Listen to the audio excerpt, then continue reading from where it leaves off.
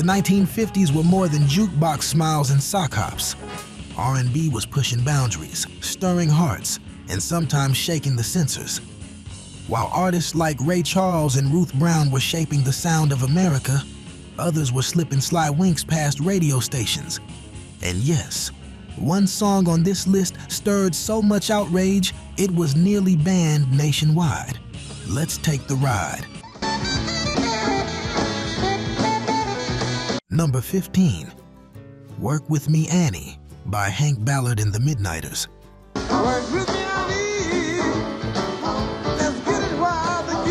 Released in 1954 on Federal Records, this track didn't just raise eyebrows. It practically set off alarm bells in every radio programming office from Chicago to Atlanta.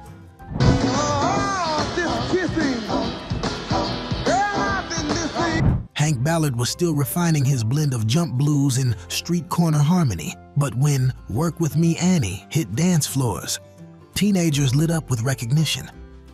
The lyrics were playful, suggestive, and unmistakably intimate. It wasn't spelled out, but everybody heard what he meant.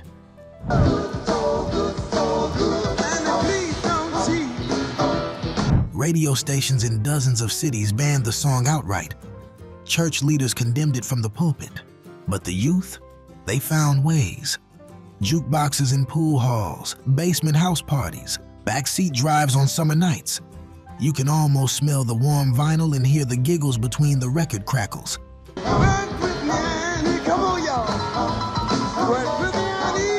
The controversy only fueled its fire. The song sold over 1 million copies, inspired sequels, Annie Had a Baby and Annie's Aunt Fanny, and opened the door for future R&B to flirt openly with sensuality.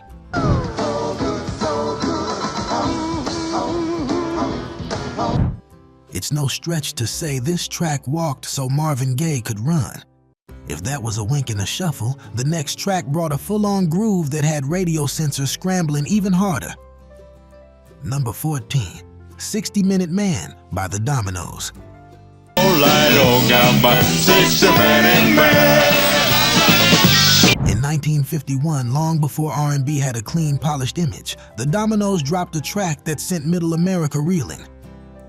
60-Minute Man, led by bass vocalist Bill Brown, came out on Federal Records when the group was under the guidance of Billy Ward.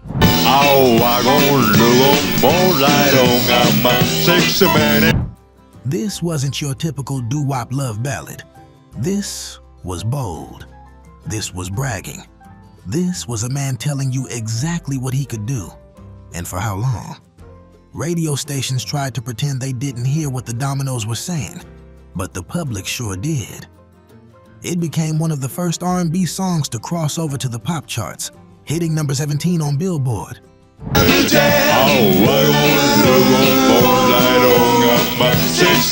And that crossover was not just about melody, it was about intrigue. People had to know what caused all the fuss. You can practically see the smoky clubs in Cincinnati and Harlem, couples slow winding in dim light, grinning at the lyrics like they're in on a secret.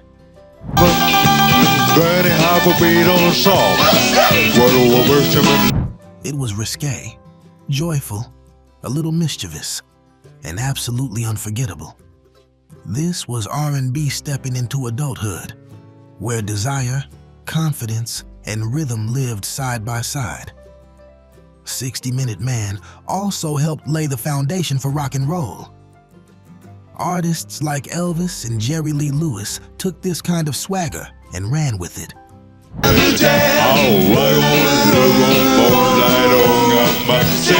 It's no exaggeration to say one of the earliest seeds of rock was planted right here. And if this track teased the boundaries of propriety, the next one downright shoved the line. Number 13, Hound Dog by Big Mama Thornton.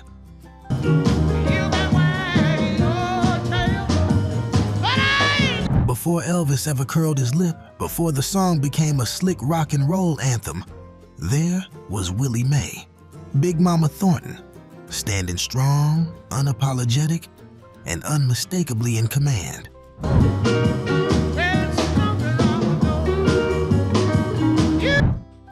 Recorded in 1952 for Peacock Records, this wasn't just a song, it was a statement.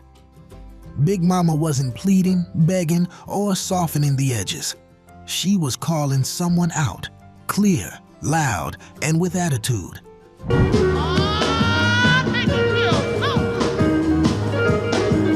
The track was written by the young Lieber and Stoller, but Big Mama made it thunder. Her vocal grit, the clapback confidence, the blues-drenched groove, this was a woman refusing to be played for a fool.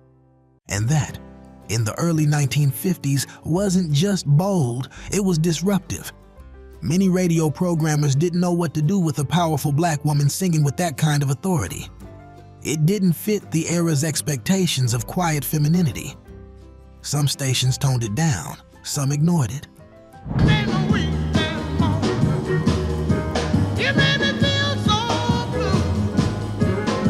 But the streets, the juke joints, the late-night house parties, they turned it up. You can almost feel the sticky summer air, neon beer signs humming, couples moving close, and someone shouting, "Run that back!"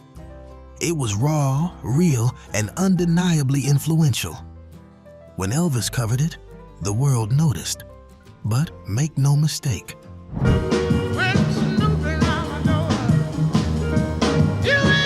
Big Mama's growl lit the fuse. And if this one challenged gender expectation, the next song stirred outrage for daring to mix the sacred with the secular. Number 12, I Got a Woman by Ray Charles.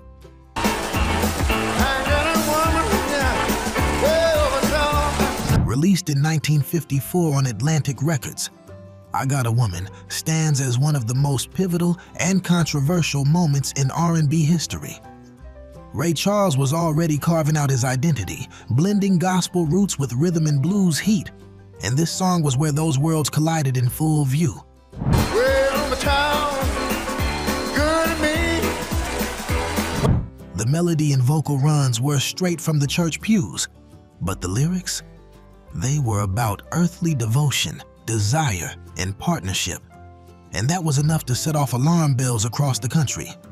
Church leaders condemned it as the Lord's music misused. Some radio stations refused to spin it. Yet, the very thing that sparked outrage is what made the song revolutionary.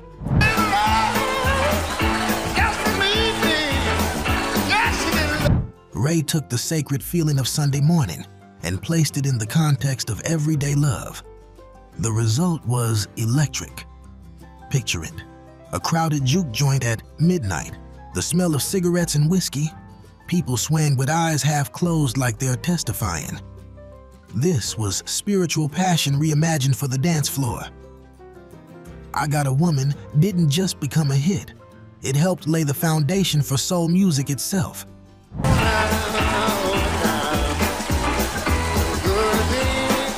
Ray cracked open the door that artists like Sam Cooke, Aretha Franklin, and Al Green would later walk through. And while this song brought gospel to the club, our next track took romance to a place some thought was far too direct for the times. Number 11, Dedicated to the One I Love by the Five Royales. That this is dedicated to the one I love. Originally released in 1957 on King Records, Dedicated to the One I Love may sound sweet and gentle today, but in its time, it raised eyebrows for just how intimate it allowed itself to be. But the darkest hours is just before day. The Five Royales were already pioneers in blending gospel phrasings with raw R&B emotion. But this track leaned into longing in a way that felt almost too honest for the era's polite radio waves. The lead vocal trembles with vulnerability. This wasn't performative romance. This was the sound of someone missing their person so deeply it became prayer-like.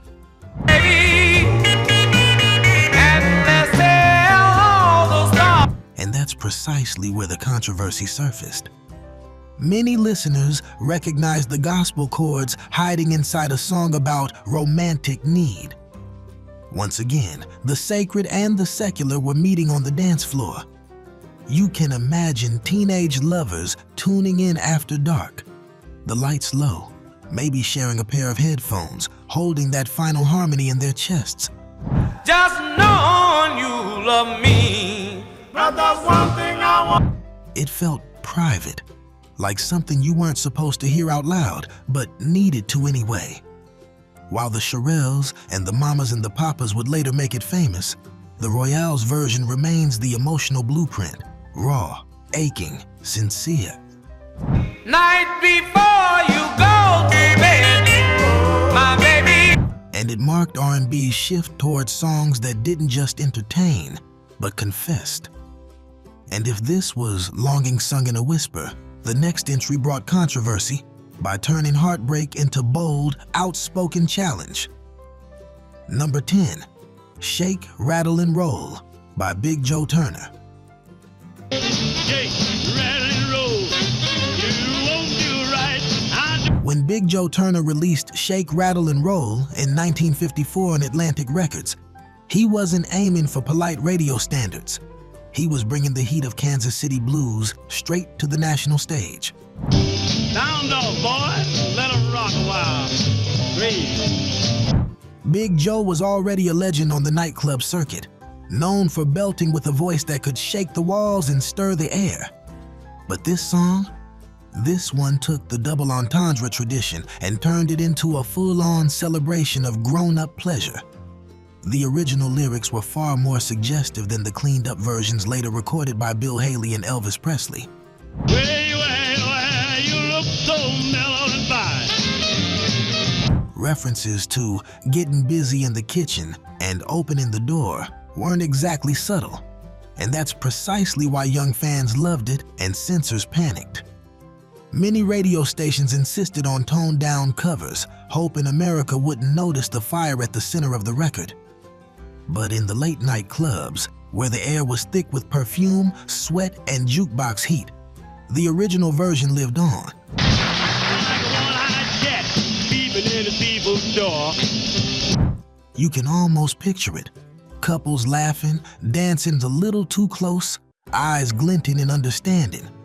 The hit helped bridge R&B into early rock and roll, proving that rhythm, joy, and innuendo were going to be part of the new American soundtrack. You make me roll my eyes, baby, make me grit my teeth. And if this song flirted boldly, the next track stepped fully into the shadows of nightlife desire, turning the sensual into the unforgettable.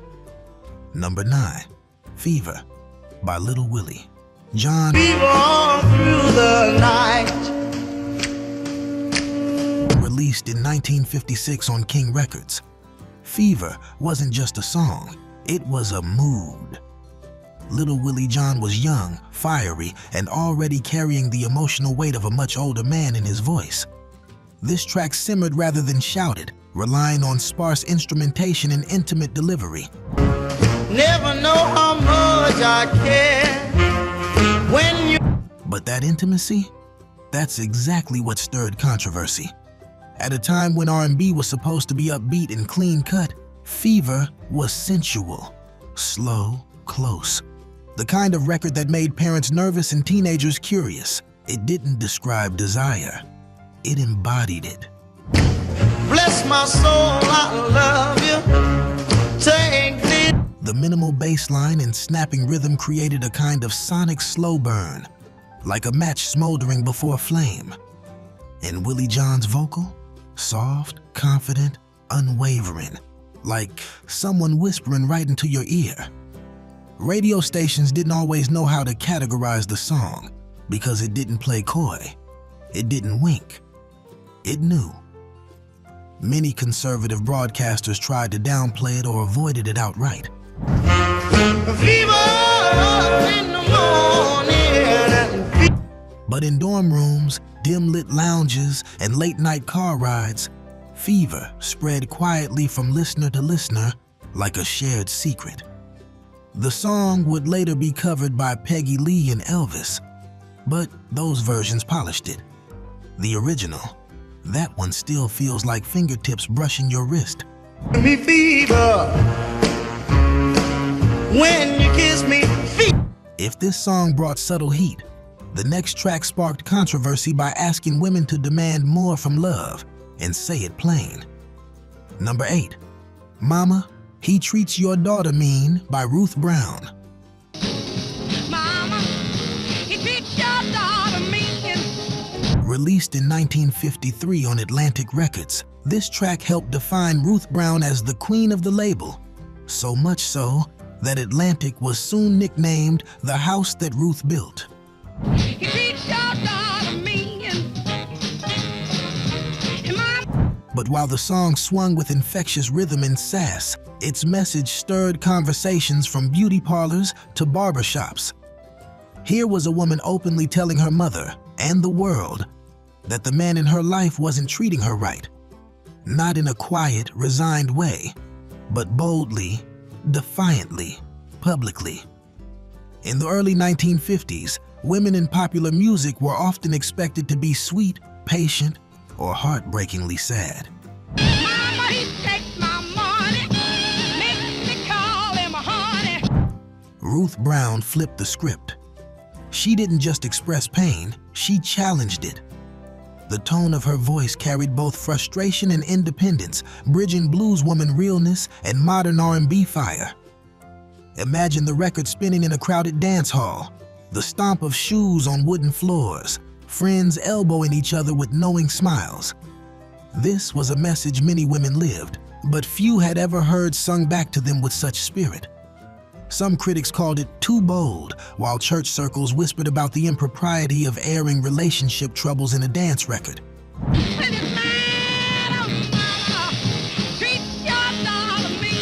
But that outspokenness made the song revolutionary. It helped open the door for future artists, from Etta James to Millie Jackson, who would sing about love on their terms. And if this track gave voice to personal struggle, our next entry sparked controversy by bringing raw emotional vulnerability into the spotlight, letting heartache ring loud and unashamed. Mama, he makes me squeeze him, till my squeeze don't please him. If these stories and sounds are bringing back memories or sparking new ones, go ahead and give this video a thumbs up. It helps keep the legacy of R&B alive and ensures these artists are never forgotten. And don't go anywhere. The songs ahead get even bolder, louder, and more unforgettable. Let's keep the soul rolling. Number 7, What I Say by Ray Charles. Was released in 1959 on Atlantic Records, What I Say was born out of pure improvisation. Ray and his band were on stage, running out of set time, and he just started playing.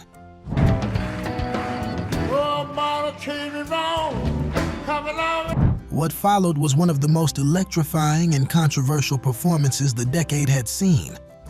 Built on call and response chants, sultry vocal riffs, and tight pulsing rhythm, the song blurred the line between gospel expressiveness and unabashed sensuality.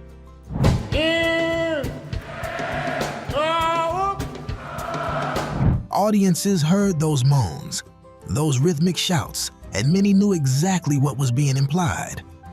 Some radio programmers called it dirty. Churches spoke out. Southern stations banned it entirely. And yet, teenagers and young adults flocked to it.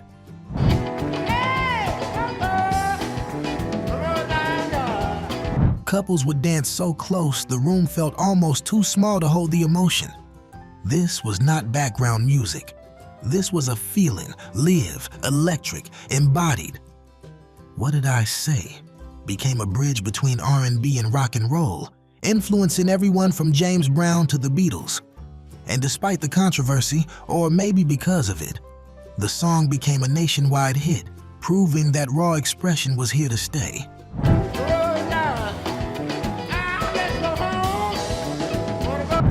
If this one blurred sacred and sensual, the next track shocked America simply by celebrating joy in a world that insisted on restraint. Number 6, Good Rockin' Tonight by Wynonie Harris. Rockin' tonight. Have you heard? Released in 1948 on King Records, but surging through the 1950s dance halls like a wildfire. Good Rockin' Tonight was one of the first R&B records to openly celebrate nightlife, movement, and physical release.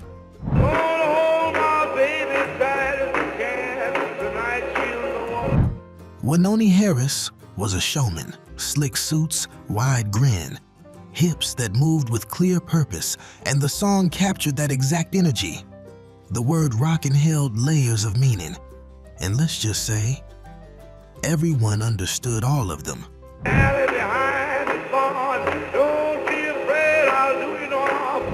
This wasn't music for polite living rooms. This was the soundtrack of sweaty juke joints, cigarette haze, and Saturday night freedom. The beat was fast, the vocals were playful, and the energy was bold enough to make conservative critics panic. Some called the song indecent. Some newspapers labeled Harris's performances dangerous because they encouraged movement. I got the news, everybody's gonna rock tonight. Imagine that, dancing seen as a threat. Yet, young listeners were captivated. It felt like stepping into a world where rules didn't matter and joy was something you didn't have to apologize for. It was liberation set to rhythm. Good Rockin' Tonight didn't just cause controversy. It sparked the early DNA of rock and roll. Elvis covered it. Jerry Lee Lewis echoed it. Little Richard drew from its fire. Georgia Brown, Caledonia too, they'll be there, jumping. This song was the match that lit the fuse of a cultural explosion. And while this track celebrated physical expression, the next entry stirred outrage for turning romance into something boldly frank and emotionally unfiltered. Number 5, It's Too Soon to Know by the Orioles. Was released in 1948, but shaping the emotional tone of early 1950s R&B, this tender ballad became controversial not because of sensuality, but because of vulnerability.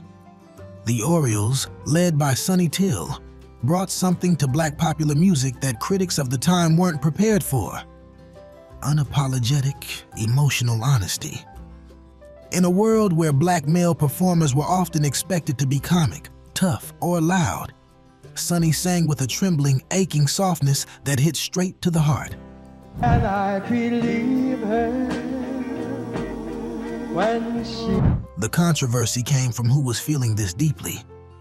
Many radio programmers claimed the song was too sentimental, code for the discomfort they felt hearing a young black man sing so openly about love, fear, and uncertainty. Yet, the public caught on immediately.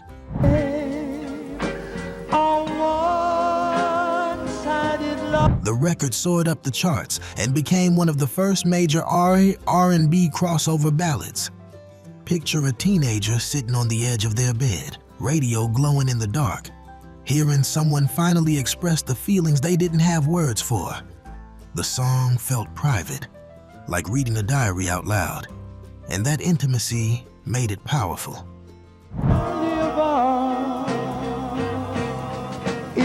It's Too Soon to Know or No helped lay the foundation for doo-wop, soul crooning, and even the emotional confessions of Sam Cooke and Donny Hathaway decades later. Sometimes controversy isn't about shock. It's about changing what the music is allowed to say.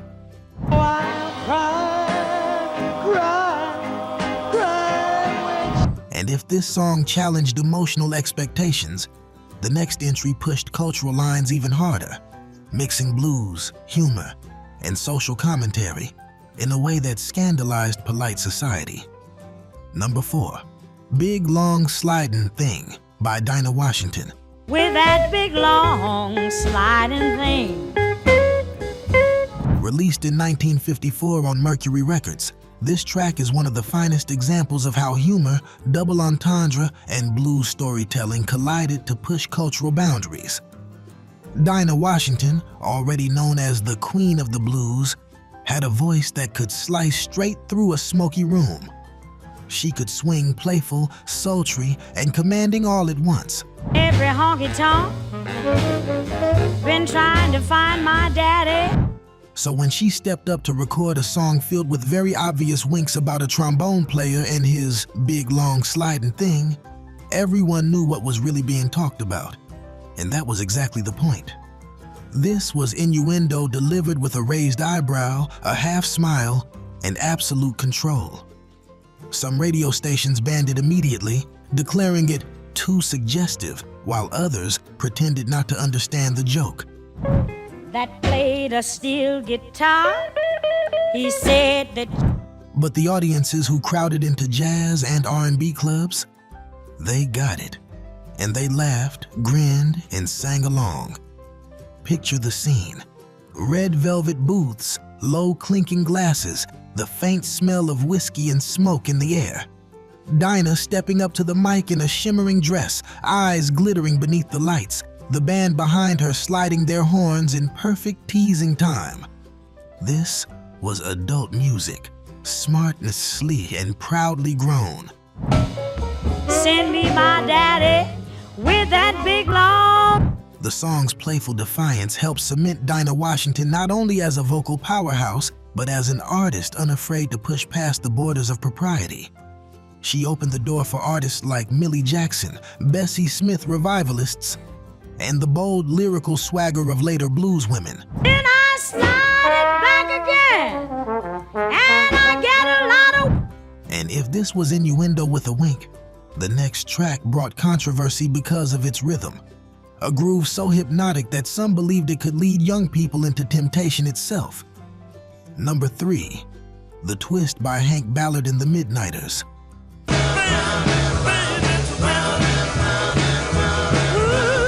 Before Chubby Checker made it a national dance craze, Hank Ballard and the Midnighters released The Twist in 1959 on King Records. And the reaction was explosive. Not because of lyrics this time, but because of what the dance represented.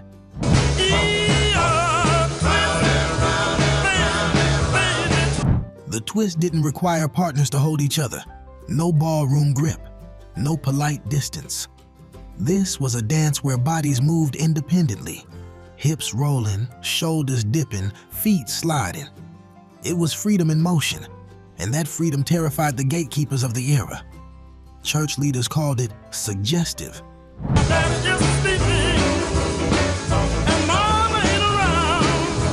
PTA groups across the country held emergency meetings, yes, actual meetings, to beg schools to stop kids from doing the twisted dances. They claimed it would lead to moral decay, wild behavior, and who knows what else. But teenagers knew better. It wasn't about rebellion. It was about joy.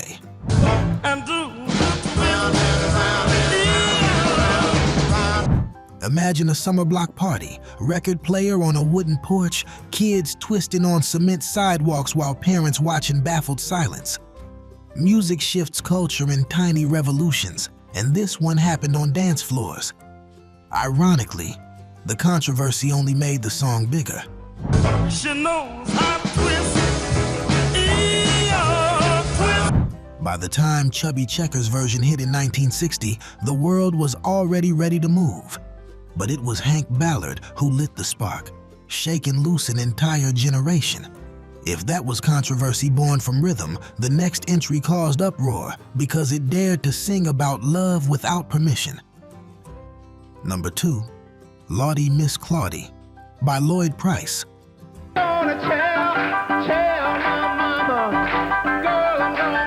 Released in 1952 on Specialty Records, Lawdy Miss Clawdy became a defining anthem of early R&B and one of the first songs to openly celebrate young impulsive love.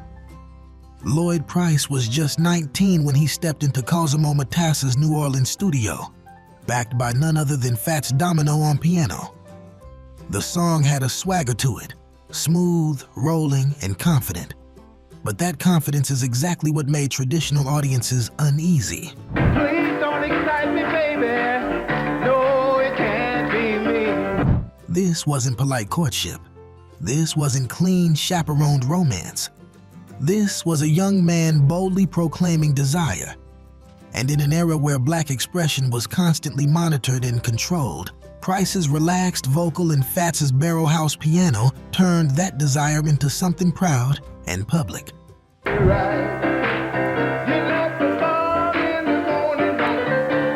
The controversy wasn't just lyrical, it was cultural. White teenagers across the South began sneaking into black clubs to hear it live. Newspapers panicked. Community leaders banned integrated dances. But music, as always, moved faster than fear.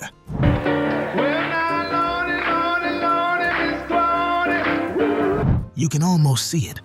A steamy New Orleans night, doors open, people swaying shoulder to shoulder, the sound spilling into the street like warm honey. Lawdy Miss Clawdy helped crack the wall between R&B and mainstream America, and it lit a fuse that would soon ignite rock and roll.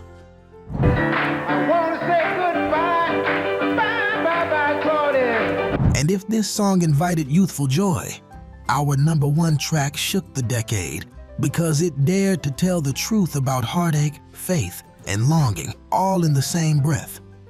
#1, A Change Is Gonna Come by Sam Cooke. Change gon' come. Oh, yes it will. Released in 1964, just beyond the decade's close, but born from the trials of the 1950s. This song is the emotional culmination of everything R&B had been pushing toward. Oh, and just like the river I've been running. Sam Cooke, smooth-voiced heartthrob, pop star, gospel son, was transformed by discrimination he personally endured on tour in the segregated South. After being arrested for trying to check into a whites-only hotel, something shifted in him. But I'm afraid to die. The optimism in his music grew heavier, deeper, more searching. When Cooke entered the studio to record A Change Is Gonna Come for RCA, he poured every ounce of that lived experience into the microphone. The arrangement swells like a rising tide, strings aching, horns soughing, the rhythm steady and unshakable. I go to the movie and I go. His voice is soft, but it carries a lifetime of longing. This was not a protest song in the shouting sense. It was a prayer, a declaration, a prophecy. And the controversy? Many stations refused to play it. They said it was too political, that it stirred unrest. But the people knew the truth. It expressed what an entire generation had been feeling. The song became an anthem of the civil rights movement, echoing through marches, churches, vigils, and hearts. And I said, brother, help me please. You can imagine it playing late at night on a record player, lights low, someone sitting quietly, listening not just with ears, but with memory. It is a song that doesn't fade. It settles in the bones. A Change Is Gonna Come didn't just define R&B, it defined hope. From sly winks and juke joints to midnight dances and songs that dared to tell the truth, the 1950s were a decade where R&B stretched, reshaped, and redefined the sound of the American heart. These songs didn't just make us move, they made us feel, they made us question, and they helped shape the culture we live in today. Thank you for taking this soulful journey back with me. If you enjoyed this stroll through musical history, go ahead and subscribe so we can keep the groove alive, one era at a time. Up next, 15 most hated R&B bands of the 1950s that changed everything. Click that end screen and let's keep the rhythm rolling.